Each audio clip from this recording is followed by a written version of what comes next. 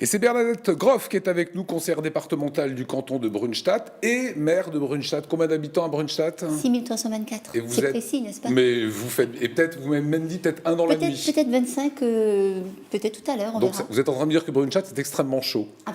Pardon, non. Vous faites partie, vous Bernadette, des nouveaux élus du conseil départemental avec votre binôme Daniel Adrian. Oui, et vous avez été, félicitations, les seuls à être élus dès le premier tour en mars dernier. Ça, quand vous avez appris les résultats et les scores, c'était quel état d'esprit? Il est vrai que le soir même, on s'y attendait pas, on n'était pas très sûr, on avait très peur, bien sûr. Et surtout qu'à un moment donné, quand les différents résultats arrivaient des différents villages, on s'est dit, flûte, à quelques voix près, peut-être que ça ne passera pas au premier tour. Et ça a passé, et j'avoue qu'avec mon binôme, ça a été un énorme soulagement, vous en doutez, bien sûr. Alors on va partir dans le canton de Brunstatt, un territoire charnière finalement, entre Mulhouse et Saint-Louis. Et il tire plutôt bien son épingle du jeu par sa situation géographique entre les trois frontières. Reportage d'Adrien Laby. Entre Mulhouse et Bâle se trouve le canton de Brunstatt, un territoire rural qui s'étend des rives du Rhin aux collines du Sundgau. Lieu de passage des grands axes de communication vers la Suisse, le canton tire parti de sa situation charnière. Ici, la coopération internationale est une réalité quotidienne pour les citoyens comme pour les élus. Ça, c'est la partie française, les trois Comcom. Plateforme de coopération transfrontalière regroupant les cantons suisses, nos voisins allemands et les collectivités territoriales françaises, l'Eurodistrict trinational de Bâle permet d'initier des actions dans de nombreux domaines.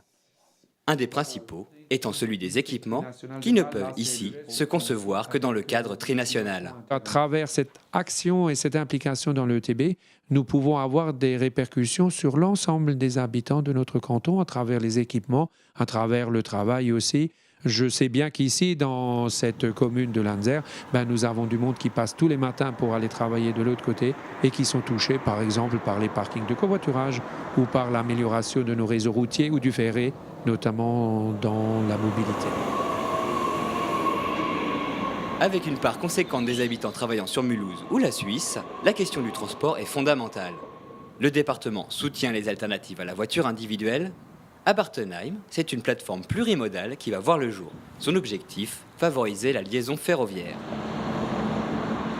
À Sierentz, c'est le covoiturage qui est mis à l'honneur avec la construction d'un parking relais. Nos voisins suisses, moins il y a de voitures qui viennent chez eux le matin, mieux tout se porte. Alors nos voisins suisses cherchent à faire en sorte qu'ils aient moins de voitures chez eux, c'est évident. Et de l'autre côté, moins l'autoroute est engorgée le matin, mieux chacun se porte. Le soir, c'est pareil. Alors ce parking de covoiturage a aussi cette particularité ici à Sierentz, c'est que nous avons eu un financement transfrontalier.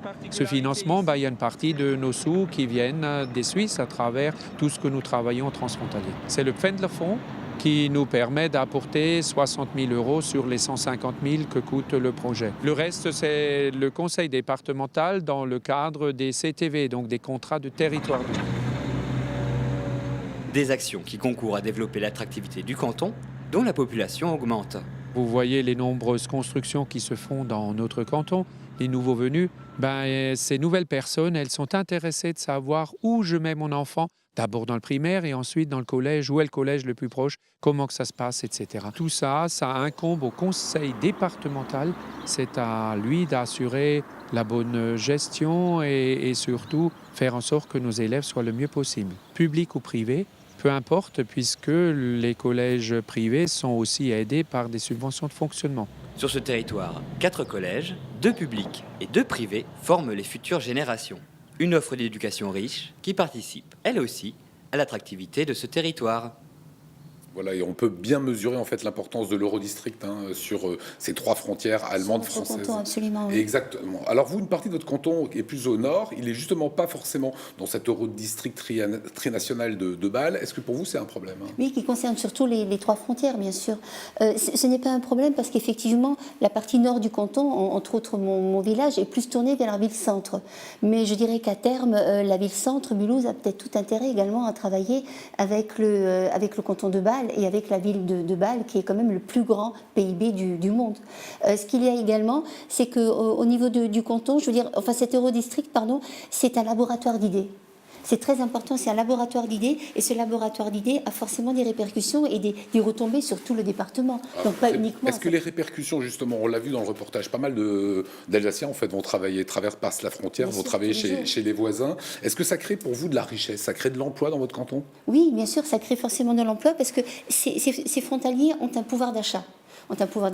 Construisent des maisons, construisent de jolies maisons souvent, donc forcément ça fait travailler les petites et moyennes entreprises locales. Ces frontaliers également font revivre des villages, je dirais, parce que ces villages qui se mouraient peut-être un petit peu, ils achètent des terrains, ils construisent des maisons, les petits commerces viennent s'installer à nouveau, les écoles fonctionnent à nouveau, donc je veux dire un village avec des commerces, des écoles, c'est un village qui vit à nouveau. Je crois que ça paraît important. Le conseil départemental vient de voter 600 000 € de crédit pour financer les classes bilingues hors contrat. Oui. De quoi s'agit-il? Tout à fait. Donc ce sont des classes bilingues qui ne sont pas conventionnées avec l'éducation nationale.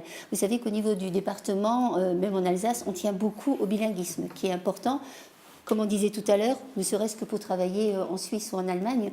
Donc ces classes bilingues, comme je disais, non conventionnées, pour pouvoir aider ces classes à fonctionner, payer des professeurs, le conseil départemental met une somme à la clé. Vous ne serez pas obligé.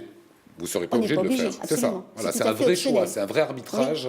Oui. C'est comme l'école Assomption à Colmar, le collège de Zélisheim, où le département fournit donc une certaine somme pour payer les enseignants. L'éducation nationale n'en a pas suffisamment. Ce sont souvent des enseignants allemands qui ne correspondent pas forcément aux critères de l'éducation nationale française. Donc forcément, ils n'entrent pas... Et voilà. Dans ce calcul, Bernadette Groff, je rappelle que vous êtes conseillère départementale, canton de Brunstatt. On part un petit peu complètement au sud. Il y a eu des crues qui étaient extrêmement violentes dans le sud de la France. Oui. Et vous, les crues, c'est un vrai problème? Les crues à Brunstatt, il y a des dynamiques, on connaît bien, puisqu'on a eu plusieurs inondations sur plusieurs années, à partir de 89, 99, 2003, 2005. Enfin, il y en a encore eu récemment.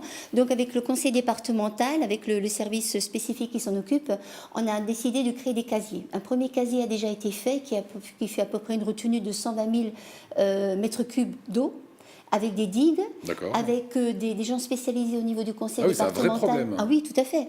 Des gens spécialisés qui peuvent prévoir ces inondations, actionner les digues avec les pompiers locaux, c'est-à-dire fermer le casier, laisser s'écouler l'eau tranquillement. Et le deuxième casier de 220 000 mètres cubes à peu près va être réalisé prochainement également. Voilà, c'est ce qu'on vient de voir sur ces images. Et bien sûr, des protections avec comme on voyait tout... Voilà. On est pile poil dedans. Et des protections des habitations également, avec des remblais. Allez, il nous reste 30 petites secondes. Il y a une maternité à Brunstatt qui va voir le jour ou qui a vu le jour?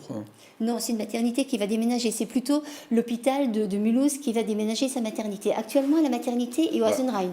D'accord. Et je rappelle également, et ça me paraît important, que l'hôpital de Mulhouse, l'hôpital Émile Muller, est tout de même le plus gros hôpital non universitaire de France.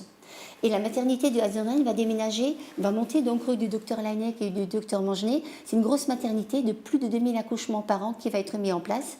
Et c'est pour cela qu'il y a des voiries, on les voit bien d'ailleurs, les trois lobes. Qui sont mises en place par le conseil départemental, des routes d'accès en fait, il faut bien y aller. Les routes d'accès qui sont, donc c'est en plus un dossier qui va être porté par le département, par la ville de Mulhouse et par la ville de Brunstatt.